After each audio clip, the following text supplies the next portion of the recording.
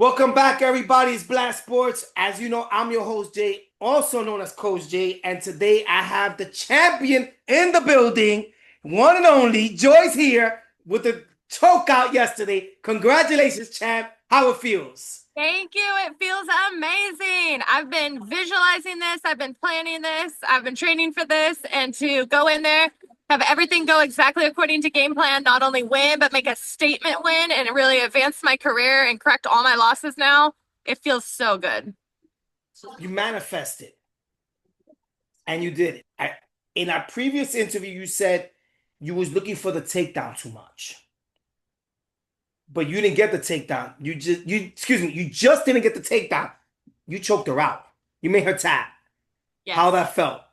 You know, it's amazing how sometimes when you let the fight take the course that the fight is going to take, things just unfold so much more easily and naturally. It's almost like when you're trying too hard for something, when you're fixated on something too much, it moves further away. So it's funny because I was not fixated on getting the takedown in this fight, but the takedown came super easy. And then, of course, the submission just followed. And to be honest, I didn't even think about taking her back. I was looking for that arm to pull it to get underneath so like I'm on top of her and I wanted to get around her back and then get the wrist control here. But she knew what I was going for and she was hiding that arm from me. She was backing it up. And then the back was just there. And I took her back like automatically without even thinking about it. And my arm was around her neck like before I'd even realized. Like I just choked her, like all my instincts just fired and I was on that choke like a dog on a bone. I'm sorry. It's just look. I'm not laughing at her. I'm ecstatic for you because it takes a lot of courage to go in the cage. And saying that, you still got your revenge. How did that feel? Oh man, it feels amazing, especially just because I know that she felt like she felt like she's better than me. She felt like she should be able to beat me, and this time she wanted to finish me and she really wanted to knock me out. And she came in so hot at me, throwing so hard just right away. There's no feeling out process. She just came right for the kill. And for me to just be able to get underneath those strikes, just clinch her up, take her down is nothing, it's amazing. So for the first 10 seconds, she was throwing missiles at you, and you rode the wave,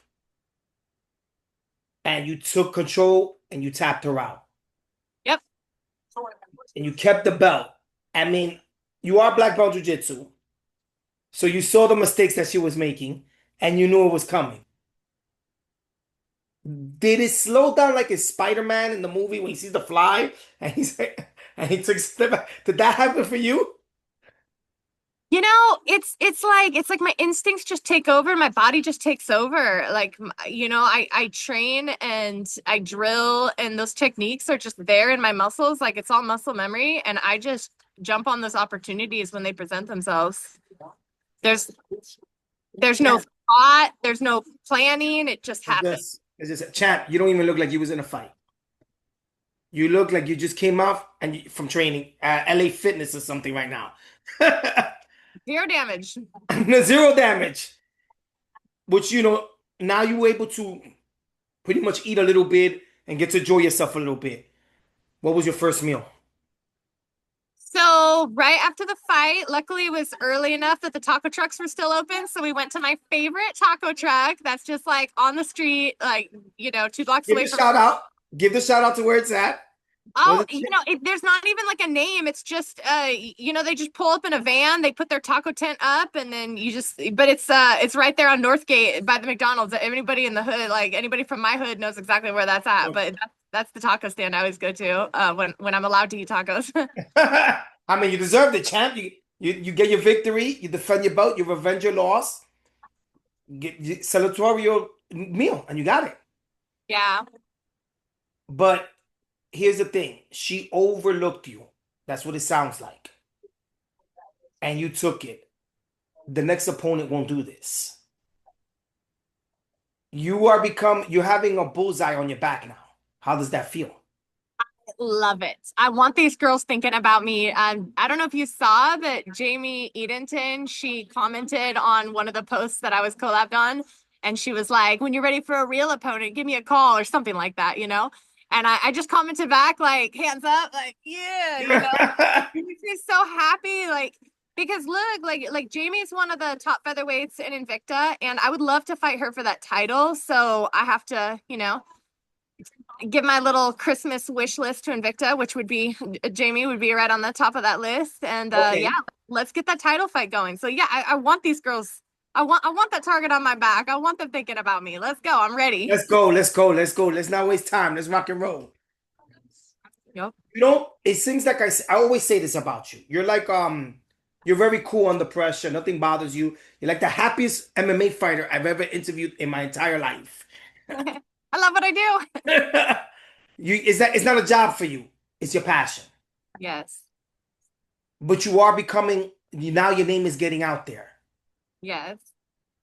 Do you have to I know you have to be careful what you do now with the age of social media and comments. Is it becoming difficult now?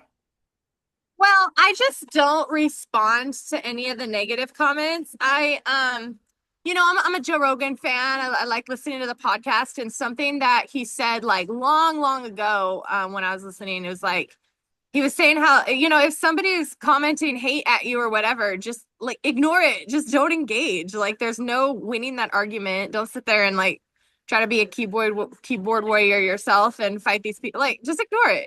And so that's always what I've done. So I don't mind if people want to say whatever they want to say. It just doesn't, I just ignore it. I just I do have to add something in. If you're not doing something right, you're not getting hate. So you're doing something right. Yep. Yep. Clearly you're going up that ladder now. I'm popular enough to actually have haters now. So that's Oh, there you go. See, there you go. You're popular now. You have haters. How does that feel? It's fun. It feels good. I'm just really proud of myself. I'm proud of where I've arrived at. It's been 11 and a half years of a lot of hard work, obviously starting with jiu-jitsu and then just slowly working my way up those amateur ranks, starting with smoker fights and then full contact amateur fights and getting into the pros and now becoming a successful professional and a champion. It's just wild, and look, even if it was all over tomorrow, I would never regret 1 minute, 1 second of this journey. Like it's all been so valuable to me and I've learned so much about myself and I've grown so much doing this, but yeah, I have a lot further to go. I know. Definitely. I like that. You trained for a longer fight. You don't look like you're in a fight at all. No disrespect to your opponent, but it looks like I said before, it looked like you just came out of LA Fitness. Was it satisfying to get the victory, but somewhat frustrating that you trained so hard, but it was over fast? Oh no, not frustrating at all. And it's because I was offered a fight next month and I told them that I would take it as long as this fight went well and I didn't receive too much damage. And so I didn't receive any damage. So now I have this opportunity to take this fight next month. And so I'll give the listeners a little sneak preview Okay. of it. It's not, the contract hasn't been signed, but we're like arranging flights right There you now and go. working everything out. But basically, I'm going to be stepping in as a replacement for a title fight in Mexico, and that Okay. will be mid-December. And that's I'll leave it That's right it. That's all there you can say. until So, yeah. until whatever all the other details worked out.